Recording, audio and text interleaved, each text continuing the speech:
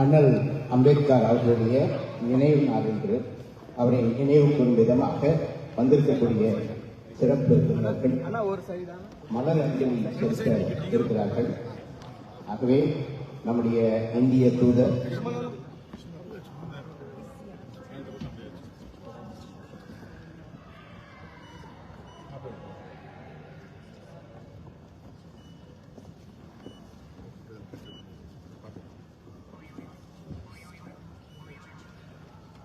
திரு தொல் திருமாவளவன் அண்ணன் அவர்கள் இப்போது மலர் அஞ்சலி செலுத்துகிறார்.